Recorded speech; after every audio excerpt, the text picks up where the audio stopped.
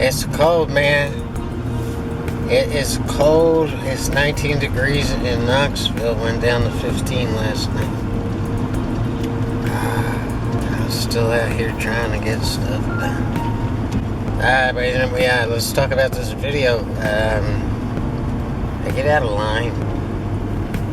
I shot the ball too hard and went long on, I think it's a 3-ball. Yeah. So from there, it's a process of trying to get back in line instead of throwing in the towel or playing safe. My first instinct is not to publish this video and to keep it out of, off YouTube. I have other videos where I do everything perfect, but it's videos where I make mistakes that offer the best, the best opportunities to teach. It's really, it comes down to what you don't do, not what you do. So, what do I say in a video that I do everything right? You just wind up saying, okay, that's how you do it. Bye-bye, have a nice day. So, it's a little bit difficult for me to post this because this was shot the night I was really struggling badly. Really playing bad, and I'm still playing bad in this video. Although I got out, I struggled to get out, but that in itself offers opportunities to teach. It's like, what did I do wrong here? So what not to do is the issue, instead of, and that's how you do it, bye-bye. So yeah, you understand that, I know you do. I'm learning that a lot of people who watch my videos are struggling with mental issues, and a lot of them are really good players who are having trouble winning because there's that organ in their skull. And so I'm going to be dealing with those mental issues a lot more, and hitting on the subject of how your brain works and how it affects your pool game, and issues like that. A lot of people can't teach these things because although they might be good pool players, they have no clue on the functions of the human mind. Quit damn rambling and get on with the damn video. It's cold.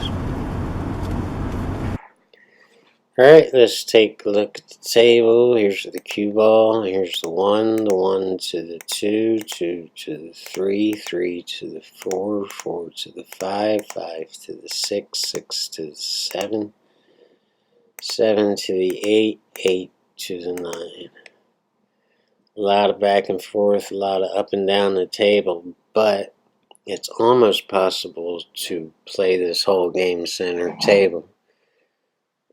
We'd have a problem on the 2. We'd have to come lower than center table to get right on this 2, which we only have one pocket for the 2, and that's this pocket, and it does go by the 4 ball.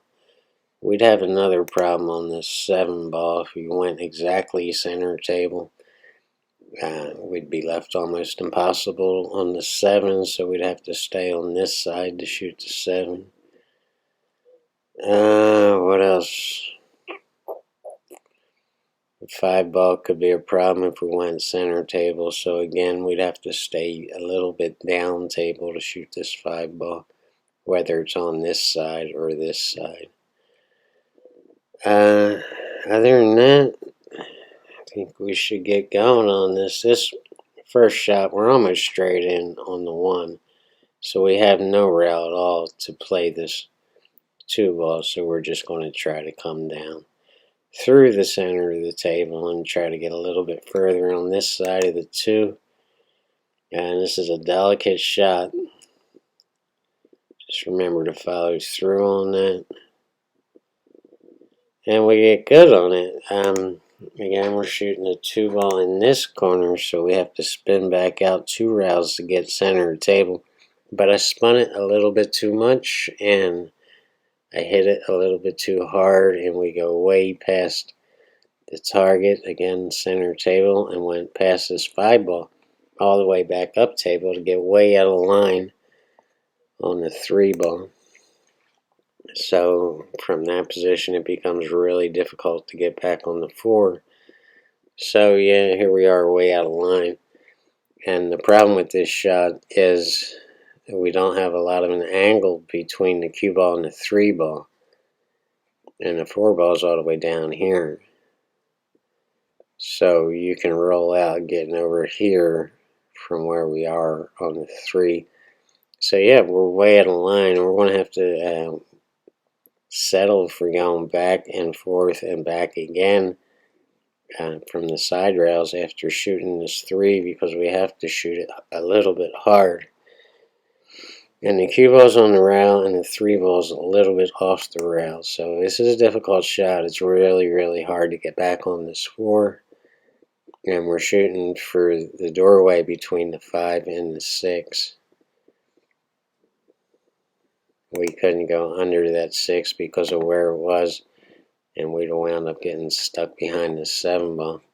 So this is all we have, is this doorway between the 5 and the 6. And I get there. So now I'm almost back in line, and it all comes down to shooting this 4 ball to see if I can get back in line on this 5. And again, we're not shooting for exact center table, because it's going to leave us a really tough cut shot on the 5. So we have to stay down table. And that's pretty strong, and now we're almost back in line. It just comes down to how we shoot this 5 ball to get on the 6. We're going to this side rail here. Pretty much center ball shot. I might have put a little bit of bottom on that. But we got back in line on the 6, and again, we can't shoot for center table from the 6 to the 7. We have to stay on this side of the table and a little bit down table on this 7 ball. So finally, from the 3 to the 6, I finally get back in line, and that's a little bit of a delicate shot that you don't want to hit too hard, because we don't want to be straight in on the 7. We need a bit of an angle to get back. And again, you can settle for center table here on this 8 ball, and we can just go 2 rails on the 9. There's a number of ways you can do this.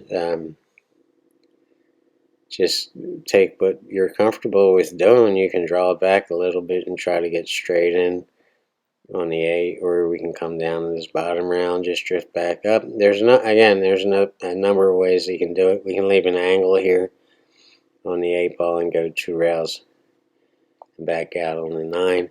You'll see what I do. We're going to play the whole game from start to finish without interruption, without commentary. And then I have a quick little message at the end. It's not a vlog, but it's just something that needs to be said to the whole entire pool world, and especially to one top pro pool player. So stay tuned for that.